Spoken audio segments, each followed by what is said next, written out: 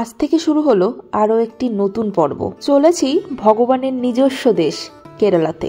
জার্নির শুরুটা করলাম কলকাতা এয়ারপোর্ট থেকে। ফাইনালি বলো, আমি কি যে বলবো, হাতে পাওয়ার পর না এই দুটো হাতে পাওয়ার পর এখন শান্তি লাগছে। কলকাতা থেকে আমাদের ফ্লাইটটি ছিল সকাল 11:30। এয়ারপোর্টে পৌঁছে প্রথমেই লাগেজ জমা করে বোর্ডিং পাস কালেক্ট করে নিলাম। এরপর উড়ানযাত্রী ক্যাফে থেকে একটু কফি আর সামোসা খেয়ে চললাম সিকিউরিটি চেকিং এর দিকে। সবকিছু প্রসেস শেষ হওয়ার পর আমরা 104 নম্বর গেটের কাছে অপেক্ষা করতে থাকলাম আমাদের বোর্ডিং এর জন্য। বোর্ডিং শেষ হতেই ইন্ডিগো এয়ারলাইনের বাসে করেই চলে আসলাম একেবারে ফ্লাইটের সামনে। যেহেতু কলকাতা থেকে কেরালা যাবার সেভাবে ডাইরেক্ট কোনো ফ্লাইট নেই, তাই আমাদের কানেক্টিং ফ্লাইট নিতে হয়েছিল, যার কারণে যাত্রাপথের সময়টা হয়ে গিয়েছিল বেশ অনেকটা।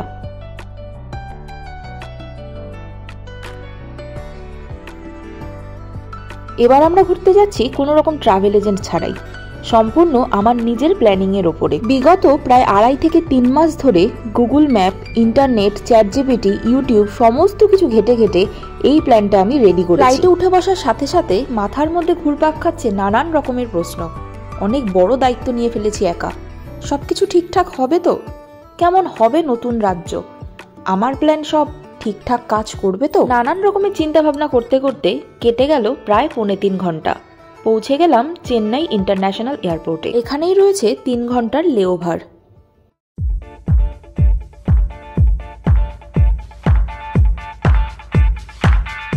সাজানো গোছানো, পরিষ্কার পরিচ্ছন্ন, খুবই সুন্দর এই চেন্নাই এয়ারপোর্ট।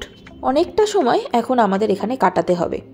লাঞ্চেরও টাইম হয়ে গেছে, তাই চললাম খাবারের সন্ধানে। বাঙালি খাবার অনেক খুঁজেছি কিন্তু কোথাও পাইনি।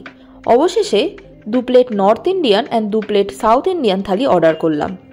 খাবার কেমন ছিল সেটা আমি আর মুখে কিছু বলতেই চাই না। অনেকের কাছেই হয়তো এই খাবারের স্বাদ খুবই পছন্দের, তবে আমি যেহেতু টক একেবারেই পছন্দ করি না, তাই আমার একটুও ভালো লাগেনি। কিন্তু না খেয়ে তো থাকা যাবে না, তাই অগত্যা যেভাবেই হোক চোখ নাক কান বন্ধ করে পুরো খাবারটা শেষ করলাম। তারপরে টাকার মায়া তো আছেই। এই এক একটা থালির প্রাইস নিয়েছে 770 টাকা করে। তাই যত খারাপই খেতে হোক না কেন, অন্তত টাকার কথা ভেবে পুরো খাবারটা জল দিয়ে হলেও আমি গিলে খেয়ে নিতাম। কোনো রকমে খাওয়া দাওয়া শেষ করে আমরা চললাম আমাদের নির্দিষ্ট গেটের দিকে। বোর্ডিংয়ের তখনও ঢের দেরি। এদিকে লাঞ্চ সেরে আমার তখন ভাত ঘুমে চোখ জড়িয়ে আসছে। বোর্ডিং শুরু হলো তার নির্ধারিত সময়ের থেকেও বেশ কিছুটা পরে। তারপর সব কমপ্লিট করে ইন্ডিগোর বাসে চড়ে আমরা চলে আসলাম আবার ফ্লাইটে ওঠার জন্যে।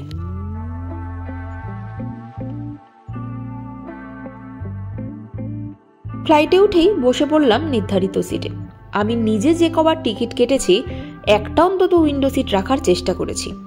আসলে ওই উপর থেকে নিচের ঘর বাড়িগুলোকে খেলনার মতন দেখতে আমার বেশ মজা লাগে। ব্যাস, এরপর প্লেন উড়লো, চারিদিকের আকাশ সব কালো হয়ে গেল, আর আমিও পড়লাম ঘুমিয়ে। ঘুম ভাঙলো কোচিতে পৌঁছে।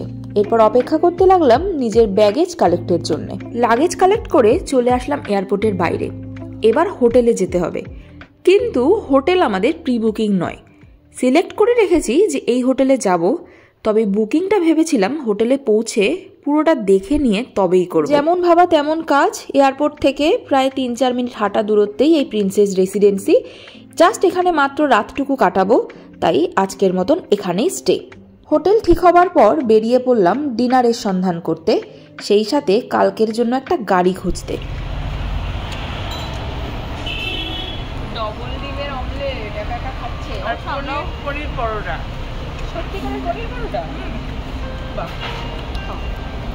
আর আমরা চিকেনের কিছু একটা খাচ্ছি, নাম জানি না। চিকেন কড়াই চিকেন একটা, আর একটা হচ্ছে কি টিক্কা চিকেন, টিক্কা বাটার মশলা, না চিকেন বাটার মশলা। কোনটা কি সেটা আমি বলতে পারবো না, নামও জানি না।